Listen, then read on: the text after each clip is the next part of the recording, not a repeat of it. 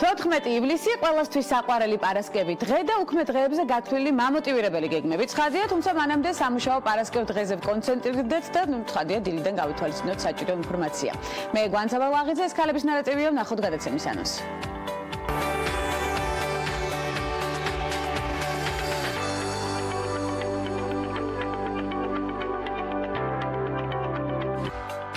საზოგადოებრივი ტრანსპორტით მგზავრობის ღირებულების შედარებისა და ანალიზის შედეგად ბიზნეს ინსაიდერმა ყველაზე ძვირი ქალაქების სია გამოაქვეყნა. სად რა ტრანსპორტით არის უმჯობესი გადაადგილება და რა ხარჯებია გასათვალისწინებელი ნარატივით. სტუმრების ბლოგში პარასკევის გადაცემაში თეონა ცირამუა, გორის ქალთა კამერული გუნდის ხელმძღვანელი და ნანა ბერძენიშვილი, ნენსკრა ჰიდროს გარემოს დაცვისა და სოციალური ჯგუფის ხელმძღვანელის მოადგილე ნარატივით. ეს ქალების ნარატივია. გვანცალ აღიძესთან ერთად.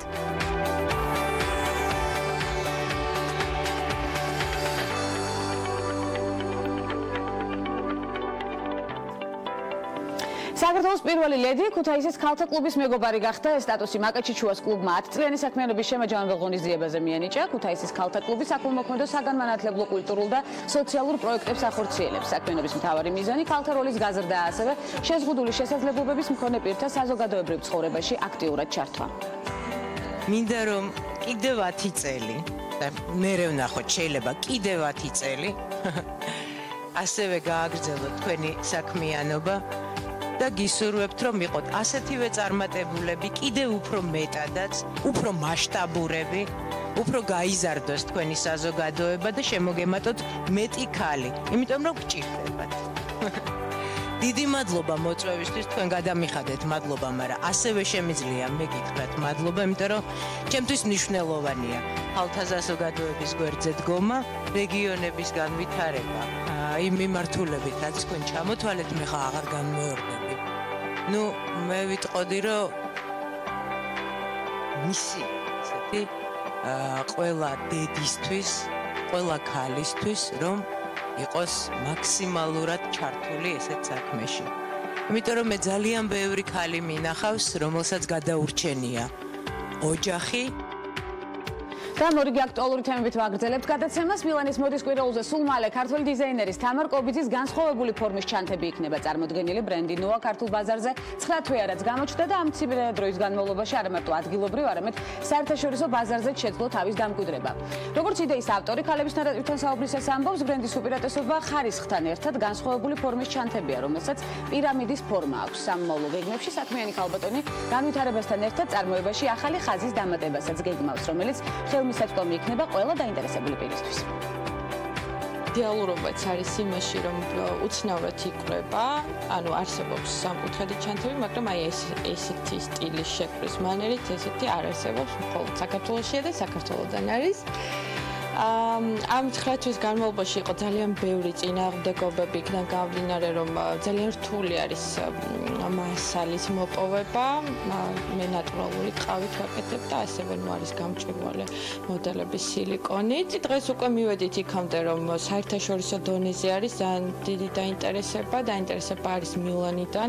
ნახოთ როგორ განვითარდება მოვლენები, ელოდებიან ჩემს lookbooks, ეს რაღაც გარკვეულ თანხებთან არის დაკავშირებული, მაგრამ მგონია, რომ უკვე ვარ იმ დონემდე, რომ ამ ყველაფერსაც გავუმკლავდე და სავარაუდოდ უკვე მილანის Fashion Week-ს შეიძლება ქართული ნაწარმი გამოჩნდეს. მეცო-სოპრანო ნინო სურგულაძე მცოცავი ოკუპაციის საკითხზე განცხადებას ავრცელებს და აღნიშნავს, რომ ადამიანებს მავთულ ხართებით აძევებენ საკუთარი წარსულიდან და მშობლიური სახლებიდან. ხელოვანი საერთაშორისო თანამეგობრობას მიმართავს პარტნიორ ქვეყნებს, ორგანიზაციებს და საქართველოს ტერიტორიების ოკუპაციის შეჩერებისკენ მოუწოდებს. აქვე სურგულაძე ასევე ამბობს, რომ საოკუპაციო ხაზს მიღმა დარჩენილი ადამიანები სამშობლოსთან ერთად კარგავენ ადამიანის უფლებებს და რჩებიან იმ სივრცეში, სადაც ისინი არავის აინტერესებს. ბრიტანეთში გადავინაცვლოთ, პირველად ბრიტანეთის ისტორიაში დედოფლის ეგრეთ წოდებული პირველი მსახური შავკანიანი განაში დაბადებული, შემდგომში ბრიტანეთის სახელით ავღანეთში ნაომარი 38 წლის ნანა კოფტუმასი ანკარჰასი იქნება, თანამდებობა რომელსაც ანკარჰასი დაიკავებს სამეფო ოჯახში არსებულ ვაკანსიებს შორის ყველაზე მთავარია, რადგან მას დედოფლის გვერდში დგომა მოუწევს იმ შემთხვევებში, თუ მისი ქმარი პრინცი ფილიპი ან ნაბად გახდება, ან გარდაიცვლება. პრინცი ფილიპი, რომელიც ივნისში 96 წლის გახდა, უკვე რამდენიმე კვირაა საჯარო მიღებებზე დედოფლის გვერდით აღარ გამოჩენილა. გადააჭრილა, მას კი სწორედ ახალი პირველი მსახური ანაცვლებს. ლონდონის მეტროში ქალბატონებისა და ბატონების ნაცვლად ყველას მიესალმებიან. ამის შესახებ ლონდონის ტრანსპორტის ცენტრმა განაცხადა, TfL-ს თქმით, გამოყოფის გარეშე მეტროს ყველა მგზავრი თავს თანასწორად იგრძნობს. ამ გადაწყვეტილებას გასულ თვეს მხარი დაუჭირა ლონდონის მერმა სადიკ ხანმა, ახალი მისალმების წესკი გამოიყენებენ ყველა საჯარო განცხადებისთვის, რომელიც გაჟღერდება ინგლისის დედაქალაქის ტრანსპორტში და ნაცვლად. მოგესალმებით, ქალბატონებო და ბატონებო, იქნება მოგესალმებით.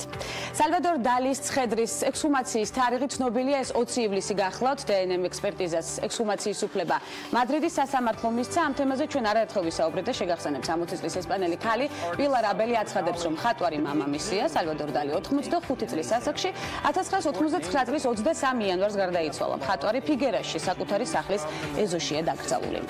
სტუდია ბლონდმა საფინანსო სტარტაპ კომპანია Revolut's პრემიუმ პროდუქტის საბანკო ბარათებისთვის ულტრამინიმალისტური დიზაინის შექმნა. Revolut's პლასტიკური ბარათები რამდენიმე ფერისაა, წინა მხარეს გამოსახულია კომპანიის სახელი და ინიციალი, Mastercard-ის ასევე მინიმალისტური ლოგო და მფლობელის სახელი და გვარი. ბარათის ნომერი კი უსაფრთხოების მიზნით გამოსახულია უკანა მხარეს. კომპანია Microsoft-მა ახალი აპლიკაცია Single წარმოადგინა, რომელიც სუსინათლოებსა და სუსტი მხედველობის მქონე ადამიანებს ყოველდღიურ ცხოვრებაში დაეხმარება. აპლიკაცია ადამიანების და მათი ემოციების ამოცნობის, ტექსტის წაკითხვის, ფულის კუპიურების და დოკუმენტების იდენტიფიცირების, ასევე საქონელზე დატანილი შტრიხ-კოდებიდან ინფორმაციის მიღების და ფოტოების დანახვის შესაძლებლობას იძლევა.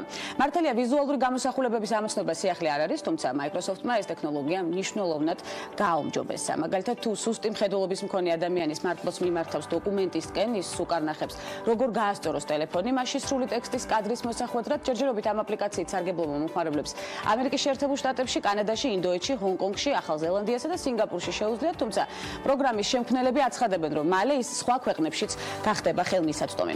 საინტერესო საქმიანობის მიმდევარი კიდევ ერთი ქალი გავიცნოთ, ოლგა მირონოვა თაიგულებს თიხისგან ძერწავს, მისი ნამუშევრები ძირითადად საქორწინოდ გამოიყენება, ის საშუალოდ პოლიმერულ თიხას იყენებს სიმყარისა და სიმსუბუქისთვის. ხელოვანმა უნივერსიტეტი 2005 წელს დაამთავრა და პროფესიით თარჯიმანი გახდა, რის შემდეგაც რამდენიმე წელი ბანკში მუშაობდა. როგორც ოლგა აცხადებს, იგი სამსახურში თავს კომფორტულად ვერ გრძნობდა. ბავშვობაში ვაკეთებდი ლამაზ სამკაულებს, შემდეგ ვისწავლე აბრეშუმისგან დეკორაციული ყვავილების დამზადება და ამჟამად თიხისგან ვძერწავ თაიგულებს. თიხისა და კერამიკული თაიგულები იდეალური ალტერნატივაა ნამდვილი ყვავილებისა, რადგან ისინი არ ჭკნებიან მეორე დღეს და პატარძლებს შეუძლიათ შეინახონ მრავალი წლის განმავლობაში, აცხადებს ოლგა. ვეთანხმებით ოლგას ცხადია, ამერიკელმა მეცნიერებმა ხანდაზმულებში ცუდი ძილის შესაძლო მიზეზი დაასახელეს. შესაბამისი კვლევა დიუკის უნივერსიტეტმა გამოაქვეყნა, სპეციალისტები მიიჩნევენ, რომ ხანდაზმულ ადამიანებში უძილობა ან ხიზელი ძილი გადარჩენის უძველეს საშუალებას უკავშირდება. კერძოდ, ბებიები და ბაბუები ღამით სიფხიზლეს იჩენდნენ, რათა უფრო ახალგაზრდა თაობა ცხოველების ან მტრების თავდასხმებისგან დაეცვათ. მეცნიერები მიიჩნევენ, რომ მოხუცებში უძილობა შესაძლოა ევოლუციური წარსულის რეფლექსია. კვლევის ავტორები მსგავს დასკვნამდე ჰაძას ხალხზე დაკვირვების შემდეგ მივიდნენ, აღნიშნული ეთნიკური ჯგუფი ტანზანიის ჩრდილოეთ ნაწილში ცხოვრობს. მაშა ასე ყველა საინტერესო და მნიშვნელოვანი ინფორმაცია ცხადია რეფლექსებიდან და ტანზანიიდან საზოგადოებრივ ტრანსპორტზე გადმოვინაცვლოთ. საზოგადოებრივი ტრანსპორტით მგზავრობის ღირებულების შედარებისა და ანალიზის შედეგად ბიზნეს ინსაიდერმა ყველაზე ძვირი ქალაქების სია გამოაქვეყნა, სად რა ტრანსპორტით არის უმჯობესი გადაადგილება და რა ხარჯებია გასათვალისწინებელი ამისთვის. საქალაქთაშორისო გადაადგილების ფასების შედარებასა და ტურისტების უცნაურ სატრანსპორტო საშუალებებს ჩვენი ჟურნალისტი მარიამ ადამია გაგვაცნობს. მარიამ, მოგესალმებით. Განსა გამარჯობა. რა ღირს გადაადგილება მსოფლიოს სხვადასხვა ქვეყანაში და რამდენიც განსხვავდება ფასები ერთმანეთისაგან. ამ საკითხზე გამოცემა ბიზნეს ინსაიდერმა როგორც აღნიშნა, კვლევა ჩაატარა, რომლის შედეგადაც გაიკვირა, რომ ყველაზე ძვირი ქალაქის სატრანსპორტო ხარჯების გათვალისწინებით ლონდონია. სადაც ყველაზე ეკონომიურად მეტროთი გადაადგილდებით, ისიც თვეში საშუალოდ 175 ამერიკულ დოლარად. მიწის ქვეშა და მიწის ზედა მეტროპოლიტენის ხაზების სისტემა ლონდონში უძველესია და ერთ-ერთი უმსხვილესია მსოფლიოში, რომელიც ამჟამად 270 სადგურს აერთიანებს. სიძულით ნომერ მეორე ქალაქი დუბლინია, სადაც უმჯობესია ავტობუსით გადაადგილდეთ 131 ამერიკულ დოლარად თვეში. თუმცა დუბლინში გამგზავრებისას საუკეთესო საშუალება მაინც კოლორიტული ქალაქის საექსკურსიო კილომეტრების ფეხით შემოძლა არის რეკომენდირებული. მარიამ, საინტერესოა გამოცემამ რა მონაცემების გათვალისწინებით დაითვალა და შეადგინა რეიტინგი. განსა შედეგების გამოთვლისას გათვალისწინებულია Deutsche Bank-ის 2017 წლის ანალიზი, სადაც მსოფლიოს უმსხვილეს ქვეყნებში ცხოვრების ღირებულება არის დათვლილი. ექსპერტებმა მოიარეს ავსტრალია, კანადა, ჩინეთი, ამერიკის შეერთებული შტატები, ირლანდია, იაპონია, ახალი ზელანდია, ბრიტანეთი თუ სხვადასხვა ქვეყნები და სამომხმარებლო ბაზარი დეტალურად შეისწავლეს. მათ შორის 200-ზე მეტი ქალაქის საზოგადოებრივი ტრანსპორტის თვიური ღირებულებაც, რომლის თანახმადაც რეიტინგში გარდა ლონდონისა და დუბლინისა, ახალი ზელანდიის ქალაქი ოკლენდიც დასახელდა, რომლის ყველაზე იაფი სატრანსპორტო საშუალება მეტროა, ღირებულება კი 122 დოლარს შეადგენს თვეში. ხოლო თუ კი მოგზაურობას ნიუ-იორკში გადაწყვეტთ, გაითვალისწინეთ, რომ გარდა იმ ხარჯებისა, რაც ცხოვრებისთვის და კვებისთვის დაგჭირდებათ, ასევე $17 უნდა გადადოთ ტრანსპორტზეც. ჩვენ დავითვალეთ მონაცემები იმ ტურისტებისათვის, რომლებიც რამდენიმე თვის განმავლობაში ჩერდებიან სხვადასხვა ქვეყანაში. გამოკითხულთა შედეგებიდან ჩანს, რომ გარდა კვებისა და საყოფაცხოვრებო ხარჯებისა, არანაკლები დანახარჯი მოდის ტრანსპორტზეც. რა თქმა უნდა, პირად ავტომობილზე გაცილებით ეკონომიურია გადაადგილება საზოგადოებრივი ტრანსპორტით, თანაც უფრო სწრაფი და ეკოლოგიურად სუფთაც არის, იგივე მეტრო და ტროლეიბუსი. თუმცა არის ქვეყნები, სადაც ესეც გარკვეული ფუფუნების საგანია და საკმაოდ დიდ თანხებთან არის დაკავშირებული და ისეთ ქვეყანაში, როგორიც მაგალითად ამერიკაა, სადაც ცხოვრება ისედაც ძვირიჭდება, გაძვირებული გადაადგილება ტურისტებს მოგზაურობას კიდევ უფრო უძვირებს. უფრო დეტალურად რიცხვებში ჩაშლილად რომ ავწეროთ ამერიკაში ჩასული ტურისტის ხარჯები, გრაფიკას დავიხმართ და ბოლო 2017 წლის მონაცემების თანახმად გეტყვით, რომ ნიუ-იორკში ერთი ღამე სასტუმროში ორ პერსონაზე $229 დაგიჯდებათ. სადილე საშუალოდ $81, ფინჯანი ყავის შეძენა $5 არის შესაძლებელი, ტაქსის მომსახურება კი $7-დან იწყება. ამიტომაც უმჯობესია მეტროთი გადაადგილდეთ, რომელიც უფრო სწრაფიც არის ვიდრე საავტომობილო ტრანსპორტი. ხოლო გარდა ნიუ-იორკისა რეიტინგის ხუთეულში ტოკიოს დასახელდა, სადაც თვიურად გადაადგილებაზე $110 უნდა გადადოთ. აქვე დავამატებ, რომ ტოკიო გიგანტური ულტრა თანამედროვე მეგაპოლისია, სადაც რამდენიმე თვე მაინც უნდა იცხოვროთ იმისათვის, რომ ღირსშესანიშნაობების ნახევარი მაინც გაიცნოთ უკეთესად, ხოლო მრავალრიცხოვანი უბნებისა და წარმოუდგენლად რთული ქალაქის დაგეგმარების გამო გადაადგილებისას უმჯობესია პოლიციელებსაც თუ კი დაიხმართ. დიდი მადლობა მარიამ ადამიანს, როგორც ყოველთვის მნიშვნელოვან და საინტერესო ინფორმაციას გვაწვდის. დაველოდებით კვლავ ქალების ნარატივში, იქამდე კი ვიდრე ჩვენს პირველ სტუმარზე გადავინაცვლებთ, ერთად ვნახოთ პატარა ვიდეო, რომელიც დარწმუნებული ვარ ჩვენი სტუმრის ვინაობას მარტივად გაამხელს.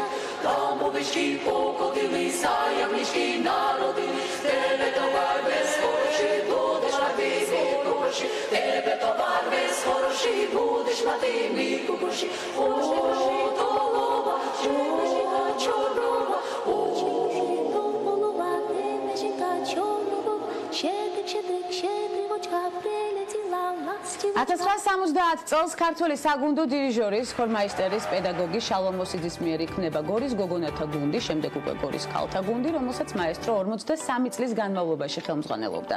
უამრავი გასტროლი, სხვადასხვა საერთაშორისო ფესტივალი და ნაყოფიერი აქტიური წლები.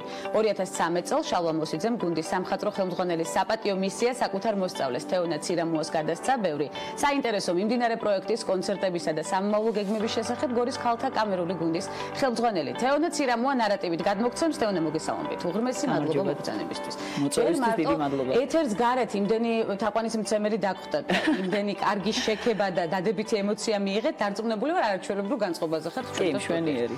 თქვენი ემოცია ჩვენს გამოგვეცა და ჩვენც არაჩვეულებრივად ვგრძნობთ ახლა თავს. მოდი დავიწყოთ სიახლით, კერძოდ კი 23 ივლისით ეკეთი მელუას კონცერტით, რომელიც უკვე ახსენეს საქმიან დილაშიც და გაშალეს ეს თემა, თუმცა ახლა უფრო დეტალურად ჩავშალოთ, მნიშვნელოვანი კონცერტია, რომელსაც უამრავი თაყვანისმცემელი ელოდება. კეთი მელუაზე მინდა კითხო და თქვენს თანამშრომლობაზე პირველ რიგში. თქვენი პირველი ერთობლივი პროექტი იყო In Winter, როგორც მახსოვს, ხო, რომელიც 2015-2016 წლებში ჩაიწერა. პირველად როგორ შედგა ეს თანამშრომლობა? პირველად შედგა, ესე იგი, ჩვენი გუნდი ადის ხოლმე ატენის სიონს რო აცდები არის სოფელი ბობნები და იქ ადის ხოლმე ჩვენი გუნდი, ну ახლა 1-2 წელი არ ყოფილვართ და საერთოდ მინდა ისევ რომ დავიწყოთ ეგ ძირითადი მთელი წლის პროგრამა ხოლმე. ერთ-ერთი პროექტია განსახორციელებელი ეს სამგზნობს. კეთდება ხოლმე, კარგი არის რა გუნდისთვის, რომ აი ძირითადი მთელი წლის განმავლობაში რაც არის ახალი რეპერტუარი, კეთდება იქ რა. და ну მოკლედ იქ ვართ ერთ სიტყვით ბობნევში და მირეკავს გიორგი ლომთათიც იყო თუ არ ვწდები, ფესვების მენეჯერიც არის თუ დირექტორი, შეიძლება მეშლება რაღაცა და წევრიც არის. შეიძლება მეშლება თვითონ გაპატიებს გიორგი. ხო. და მეუბნება რომ ქეთი მელუა არისო თქვენი დაინტერესებულიო თქვენითო და თქვენი გუნდითო რა და თუ შეიძლებაო რომ კოორდინატები გადავცეო. ну რა თქმა უნდა ახლა უნებრივია დავუცებ და რა თქმა უნდა დავთანხმდი ახლა ზოგადად ყველას ვთანხმდები ეს მაგრამ იმიტომ ვამბობ რომ ну ზოგი არის თქვა რაღაცა დაიწყება და მე აღარ არის არაფერი. კი ბატონო, ასეთი ხშირი შემოთავაზება მოდის. ხო, აი ძალიან ჩვეულებრივად დავთანხმდი და არც მიფიქრია რომ აი რაღაცა ეხლა ნეტა რა უნდა კი რაღაცა თქვენ ცნობიერად ალბათ კი, მაგრამ იმდენად ვარ ხოლმე იქ დაკავებული რომ ჩვეულებრივად გავაგრძელე ჩემი რეჟიმი რა. და მეორე დღესვე მირეკავს ქეთი რომ აი საყვარელო მომდივარ ლონდონში და ისა თბილისში ლონდონის აეროპორტში ვარ და აი ძალიან მინდაო თქვენი ნახვაო და სად შეიძლებაო რომ გნახოთო და არ გინდა ეხლა აუხსნა რომ ბობნევში ბობნევში თუ მოგზანდებით ჩვენთან როგორ აუხსენეთ ეს როგორ გადაილახაბარიერეთ ნუ მოკლედ დავხვდი იქ რაღაცა გადასახლებთან დეიდამისმა ჩამოიყვანა მანქანით და რაღაცა და მოკლედ დარწმუნებული ვარ მოეწონა ძალიან ბობნევი ძალიან კი მართლა ძალიან აი მთელი მართლა კარგი ბუნებაა იქ და ეს არის მოკლედ შედგა ნაწარმოები ვუმღერეთ ჩვენი რეპერტუარიდან რა და ეხა 10 ნაწარმოები არის ლამის კონცერტი ფაქტიურად და ნუ მთლიანად გაერკვა ეხლა მან მოისმინა ინტერნეტში ერთია მაგრამ რასაც მოისმენ ერთია მაგრამ მე რეალურად შეიძლება სხვა რამე დაგხვდეს ხო და მოკლედ ლაივში ასე ვთქვათ რაც ბუნებრივია ლაივში ყველაფერი უფრო კარგად იმდენად კმაყოფილი წავიდა რომ რაღაცა სხვა პროექტზე იყო მანამდე საუბარი და ნუ მაგაზეო მე თვითონაც ხვდებიო მე თვითონაც უთხარი რომ რაღაც ვერ მოერგებით მეთქი ეხლა შეიძლება კარგი ხარ მაგრამ ყველაფერს ვერ მოერგები ხო ხო ბუნებრივია ყველაფერს თავის მიმართულებას თვითონაც მიხვდა რომ რაღაცა ბალეტზე იყო რაღაც საუბარი რაღაც უნდა გაგვეფორმებინა თუ რაღაცა და მაგრამ ეთქობა უფრო მასშტაბური ხო აი რომ მოგვისმინა მე უკვე რაღაცა თვითონაც მიხვდა რომ რაღაც უფრო რაღაცა ისეთის გაკეთება შეიძლება უფრო მასშტაბურის და თანაც გრძელვადიანის ხო და აუცილებლად ნუ საღამოს ახლა ვისაუბრეთ იქ რაღაცა ვისადილეთ ერთად და რაღაცა და საღამოს რომ გავაცილეთ აუცილებლად მე თქვენთანო ისეთ რაღაცას მოვიფიქრებ რომ თანამშრომლობაო შედგესო ჩვენიო და შედგა კიდეც არა შეულებრივი თანამშრომლობა ახტოვანებული სახეები უამრავი ზოგადად მინდა ვთქვა რომ აი რო ამბობს რაღაცას ეს ადამიანი იმას აკეთებს რა და აი ძალიან კარგი პიროვნება. თქვა კეთიმელუამ რომ 23 ივლისს ექნება კონცერტი და ექნება აუცილებლად. ახალ პროექტებს თუ უნდა ველოდოთ ერთობლივს კეთიმელუასთან ერთად. პროექტები არ ვიცი, იცით რა, აი ჩვენი თანამშრომლობა რაც ეხება ჩვენ თანამშრომლობას, კეთი წვეთს ყველაფერს. არც ვიცი ახლა შეიძლება რაღაცა აქვს გულში, მაგრამ საერთოდ სანამ არ გადაწყვეტს ხოლმე არ ამბობს, მე ვიცი ახლა მაგის ხასიათი და შეიძლება არც არაფერი არ არის, შეიძლება არის, მაგრამ ამ წუთას ხზე ვერ გეტყვი. კონცერტის შესახებ რა გადაწყვეტეთ? რა რეპერტუარით წარსდგებით თქვენ რომ კონცერტის შესახებ ანუ ტური რა რეპერტუარითაც მოვიარეთ იგივე არის ოღონდ ამოღებული იქნება საშობაო სიმღერები გამომდინარე იქიდან რომ მაგრამ აი ბისზე რასაც ვღეროდით იქ ის ჩაჯდა თქვენი ყველა სიმღერა ბისზე არ ვიცი ანუ ძირითადშია ყველაფერი ერთად და იქ ის ჩაჯდა ძირითად რეპერტუარში და კიდევ ჩვენც გამოვალთ ჩვენი რეპერტუარით ანუ ესე ვგეგმავთ რომ გამოვალთ ჯერ ჩვენი ვიმღეროთ და მე უკვე გადავიდეთ ამ. ეს ყველაფერი მოხდება 23 ივლისს, ველით მოუთმელად, კეთიმელუას ჩამობრძანებას და გორის ქალთა გუნდის ინტეგრირებას, კეთიმელუას ეს ძალიან კარგად გამოგდით და ძალიან კარგად გამოგდით სხვა მიმართულება, რომელსაც აუცილებლად შევეხებით, არა მხოლოდ დღევანდელ გადაცემაში, ამისთვის დრო ნამდვილად არ დაგვრჩება დღეს. რამდენიმე წლის წინ გახდით გორის ქალთა კამერული გუნდის ხელმძღვანელი. როგორც უკვე აღვნიშნე, რომელსაც უკვე დიდი ისტორია ჰქონდა და მსოფლიოში იცნობდნენ საკმაოდ კარგად. რამდენად რთული იყო ამ საპასუხისმგებლო მისიის ჩაბარება, თეონა? და რას ნიშნავს ეს თქვენთვის? ყოველთვის ამას ახლა პირველად არ ვსაუბრობ ამ თემაზე, მართლა ძალიან რთული იყო, ძალიან ნერვიულობდი, მაგრამ ახლა რაღაც არ მინდა ისე გამომივიდეს, მაგრამ იმდენად ვიყავი ჩემ თავში დაჯერებული, ვთქვათ, რომ ვიცოდი რა მიმართულებით, დიახ, ვიცოდი რა მიმართულებით უნდა წასულიყო გუნდი, ვთქვათ, რა იყო გამოსასწორებელი, რა უნდა დაგმემატებინა და რაღაც, რომ რა თქმა უნდა, ამაზე ვფიქრობდი 24 საათი, სხვაზე არაფერზე. ეს იყო მთავარი სამუშაო. და რა შეიცვალა მაშინ? პრინციპში აი რაც დავგეგმე მე ახლა სიტყვაზე რომ მივმართე ჩემ გუნდს, აი სიტყვიერად მივმართე, ასე სიტყვით გამოვედი, ასე ვთქვათ და გავაცნე როგორ უნდა წასულიყო ჩვენი გუნდის ასეთ პრიორიტეტი რა უნდა ყოფილიყო და ასე შემდეგ. პრინციპში რაც დავგეგმეთ და აი თვითონ პრინციპი რა რითაც წავედით, იმან გაამართლა რა და შედეგებიც მე მგონი იმაზე მეტყველებს. შედეგები არის არაჩვეულებრივი და კიდევ უფრო მეცველით თქვენგან, იმიტომ რომ არ ჩერდება გორის ქალთა გუნდი, ყოველთვის ნაბიჯებით წინ მიდის და ყოველთვის კრეატივზეა ორიენტირებული. რა შეიცვალა მას შემდეგ? შეგვიძლია გამოვყოთ რამე, მაგალითად მოგაკლდათ გუნდის წევრები თუ ისევ იგივე შემადგენლობა ხართ? ძალიან ბევრი კადრები შეიცვალა ჩემი მოსვლის მერე, აი პირდაპირ ესე ვთვლიდი ახლა მე მგონი მქონდა უფლება რომ ხო ბუნებრივი შემეცვალა თვითონ კადრები ესე მიმაჩნდა რომ რაღაცა ცვლილებები უნდა მომხდარიყო ფაქტიურად აი როგორ გითხრათ თვითონ ისტორია გუნდის არის რა თქმა უნდა ძალიან დიდი და ძალიან საპასუხისმგებლო ზუსტად ამიტომ იყო ჩემთვის საპასუხისმგებლო რომ ამ ისტორიის გადაბარება ისე რომ ყველა გიყურებს იციან რას მოკიდე ხელი და რაღაცა ნამდვილად არ არის ადვილი მაგრამ ფაქტიურად აი იმდენად ბევრი რამე შეიცვალა რომ შეიძლება ითქვას იგივე სახელია, ოღონდ ახალიდან დაიბადა გუნდი რა. ეს აუცილებელია გადახალისება ყოველთვის. გასტროლებზე რამდენად ხშირად გიწევთ ახლა უკვე სიარული? ეხლა გვიწევს ოქტომბერში წიგნების ფესტივალის დახურვაზე, ჩვენ და ქეთის ისევ. შემდეგ კიდე ფრანკფურტში, ანუ წიგნების ფესტივალის ფარგლებში ასე ვთქვათ, არის რაღაც ქართული ხელოვნების დღე თუ რაღაც ეგეთი და ბევრი აქტუალურული სახე გეულდება და წუთიანი პროგრამით წავდგებით სასიამოვნოა ასეთ შექებებს რომ მიიღებთ უცხო ქვეყნებისგან ეს არის მნიშვნელოვანი. საქართველოში ყველა გიცნობთ, არა მხოლოდ საქართველოში როგორც უკვე აღნიშნეთ, თუმცა უცხოელები აღფრთოვანებით რომ საუბრობენ თქვენზე საერთაშორისო პროექტებში მიგიღიათ უამრავში მონაწილეობა. ეს რამდენად დიდი პასუხისმგებლობაა და მნიშვნელოვანია. რო გითხრათ ახლა რომ სასიამოვნო არ არის, ნამდვილად მოგატყუებთ, მაგრამ რამდენადაც სასიამოვნოა, იმდენად აი ჩემ გუნდს ვეუბნები ხოლმე რომ აი თვითონაც რო აღფრთოვანებულები არიან, ამანა ის გითხრა, იმანა ეს გითხრა რაღაცა როგორ იცით ახლა ნუ გიხარიათ მეთქი ვერ ვეუბნები მაგრამ მოაჟღირდებით ხო აი მივხედოთ ძალიან ხიფში ნუ ჩავარდებით ვეუბნები იმიტომ რომ ამას რო გეუბნებიან შემდეგ უფრო კიდევ უფრო მეცელოდებიან შენგან და ეს არის კიდევ უფრო დიდი მობილიზაცია საჭირო და საქართველოში კონცერტებს რა ინტენსივობით ატარებთ და რამდენად მარტივია კონცერტის გამართვა რა სჭირდება ამას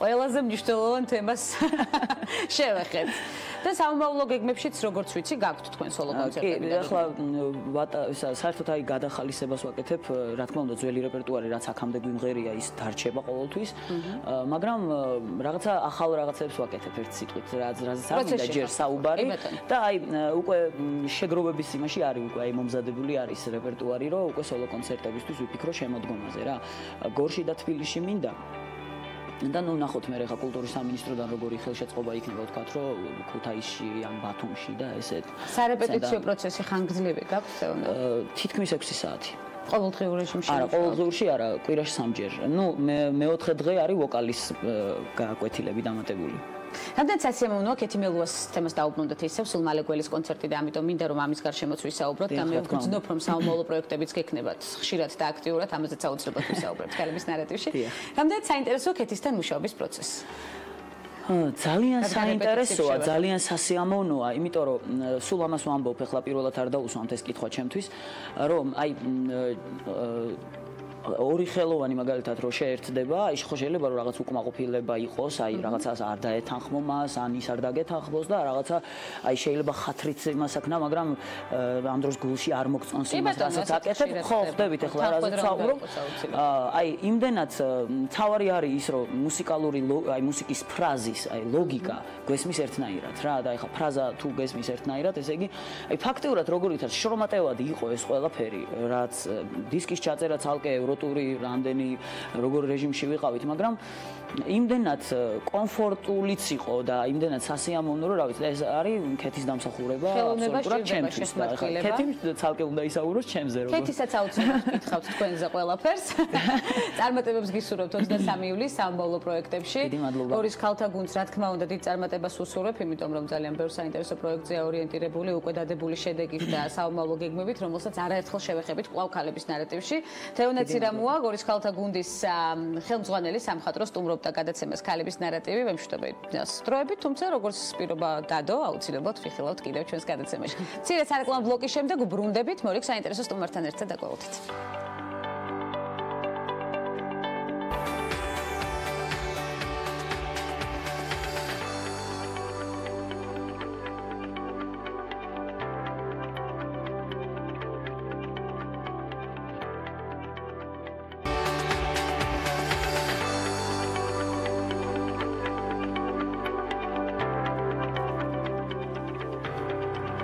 ჩვენი შემდეგი სტუმარი საკმაოდ იშვიათი პროფესიის ადამიანია, მის პროფესიაში ჯერ არ გავამხელ, თუმცა გეტყვით, რომ ის საქართველოში დეფიციტური პროფესიის ჩამონათვლის სათავეშია, შეიძლება ასე ითქვას თავმად, ყველაფერთან ერთად კი მისი პროფესია ფსიქოლოგიისა და კომუნიკაციების უნარების ცოდნას მოითხოვს. მეც აღარ ვაგრძელებ. ნენსკრა ჰესის პროექტის გარემოს დაცვისა და სოციალური ჯგუფის ხელმძღვანელის მოადგილე ნანა ბერძენიშვილი გვერდდება პირდაპირ ეთერში. მოგესალმებით, გალტონო ნანა, უღმესი მადლობა პირველ რიგში მობრძანებისთვის და იმ პოზიტიური ღიმილიანი აურისთვის, რომელიც უფევს უკვე ჩემ სტუდიაში, ამას ყოველთვის ვგრძნობ. მადლობა. მოგესალმებით გვანცა, მივესალმებით თქვენს მაყურებელს და მადლობა სტუდიაში მოწვევისთვის. უღმესი მადლობა პირიქით მობრძანებისთვის, როგორც უკვე აღვნიშნე, ქალტონ ნანა იშვიათი პროფესიის მქონე ადამიანი ბრძანდებით, ამაზე კიდევ ერთხელ გავუსვამ ხაზს და ამავდროულად ქალბატონისთვის თითქოს არატიპიური მრავალფეროვანი 15 წლიანი გამოცდილება გააქვთ საქართველოს და მის საზღვრებს გარეთ, ესეც აუცილებლად უნდა აღვნიშნოთ, რა განსაკუთრებულ უნარებს მოითხოვს ქალტონ ნანა ეს პროფესია და თქვენი აზრით, რატომ არის დეფიციტური ასეთი? დეფიციტური არის გარკვეულწილად ძალიან ლოგიკური მიზეზის გამო, რადგანაც უშუალოდ პროფესია არის შედარებით ახალი და საქართველოში თუ მის საზღვრებს გარეთ ძალიან რთულია მიიღო განათლება.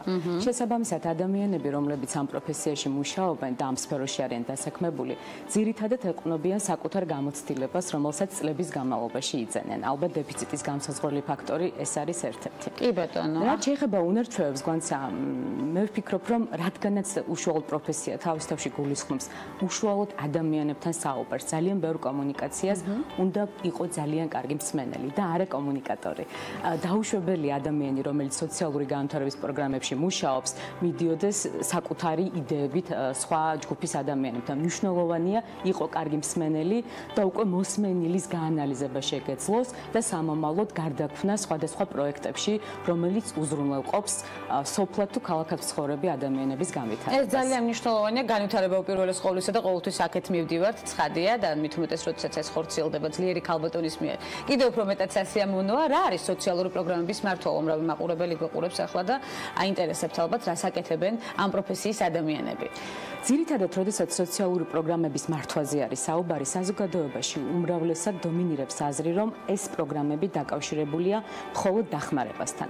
ცხადია, თავისთავად სოციალური პროგრამა არ გამორიცხავს დახმარებას, მაგრამ ძალიან დიდი კომპონენტი არის ჩართული განვითარების, ანუ უნდა იყოს განვითარების კომპონენტი და ძალიან ზოგადად რო არ გამომივიდეს, სოციალური პროგრამა თავისი არსით შესაძლებელია ემსახურებოდეს სოფლის მეურნეობის განვითარებას, შესაძლებელია ემსახურებოდეს გარკვეული უნარ-ჩვევების გაზრდას მოსახლეობის შორის, ან თუნდაც ახალგაზრდების განვითარების ხელშეწყობაზე იყოს მომართული.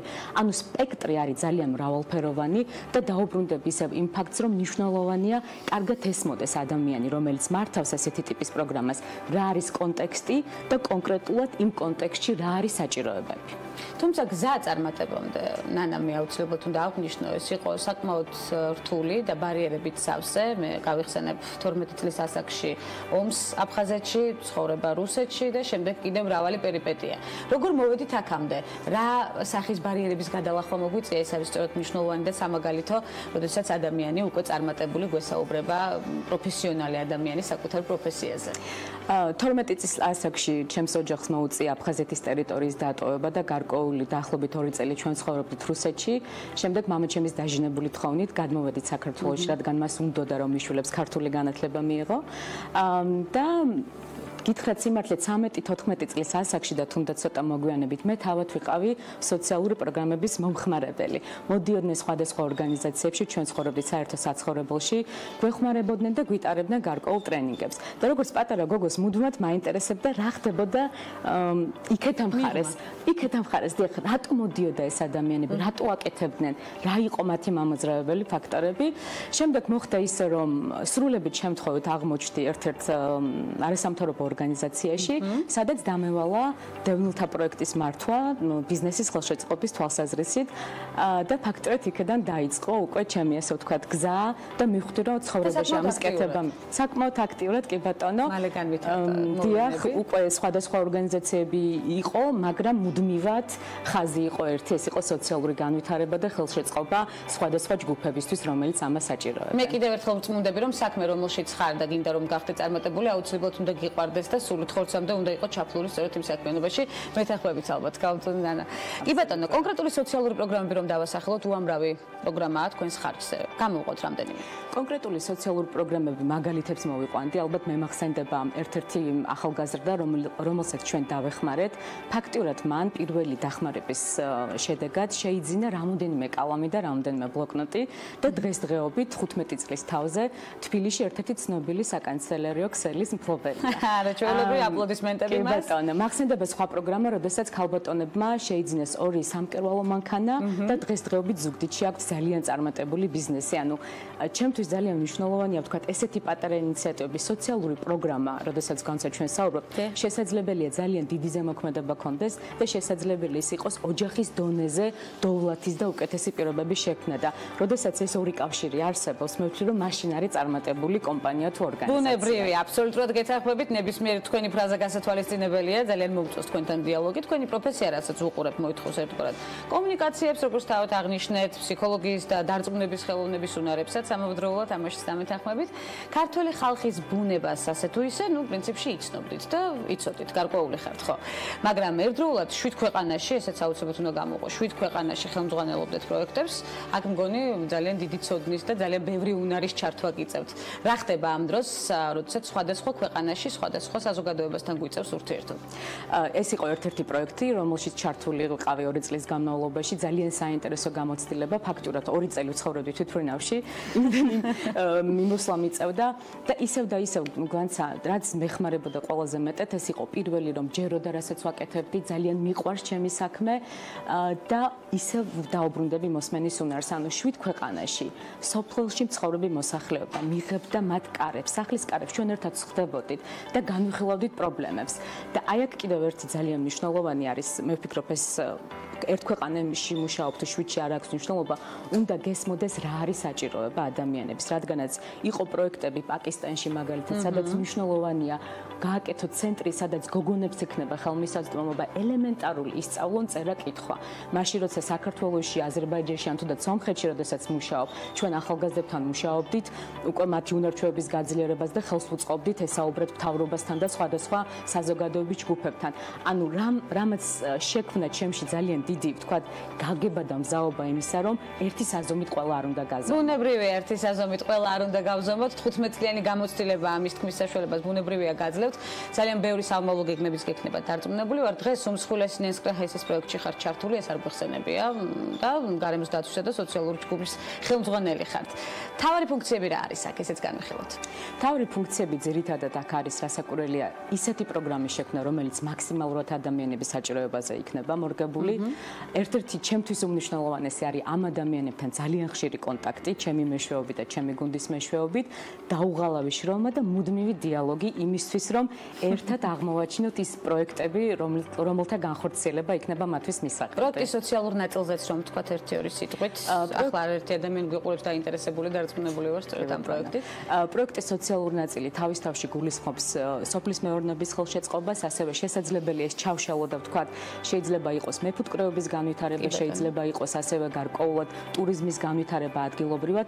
მე უბრალოდ ეხლა კონკრეტიკას მოვერიდები, რადგანაც როგორც გითხარით, ეს მოსახლეობასთან შეთანხმების საფუძველზე უნდა მოხდეს. აუცილებლად შევხვდებით კიდევ ქალბატონ ნანა, იმდენად საინტერესოა თქვენთან დიალოგი და აუცილებლად განვიხილავთ უკვე სამომავლო გეგმებს. სად იქნება ნანა ბერძენიშვილი დაახლოებით 5 წელიწადში? დღევანდელი გადმოსახედიდან მე ვფიქრობ ისევ სოციალური განვითარების პროგრამების თქვათ არეალში იქნება, თუმცა კონკრეტულადაც გამიჭირდება ამის. რა თქმა უნდა, თუმცა ამას აუცილებლად მოვიკითხავთ 5 წელიწადშიც იმედია მეგობრობას განვაგრძობთ. ნანა ბერძენიშვილი არის ჩვეულებრივი ქალბატონი სტუმრობდა გადაცემას ქალების ნარატივი, უღმესი მადლობა მას მობრძანებისთვის. ჩვენ დღეს რა თქმა უნდა უკვე დავასრულოთ ნარატივი, დროის სიმცირის გამო ვერ მოვასწრეთ კიდევ სხვა მნიშვნელოვანი საკითხების გამო, თუმცა აუცილებლად გავივლეთ ნანასთან ერთად ამ საკითხებსაც. ხვდებით ერთმანეთს უკვე ორშაბათს ტრადიციულ დროს ზუსტად 11 საათზე ტევ პირველის ეთერში. სასიამოვნო და რა თქმა უნდა მნიშვნელოვან შაბათ-კვირას გისურვებთ. ბედნიერად.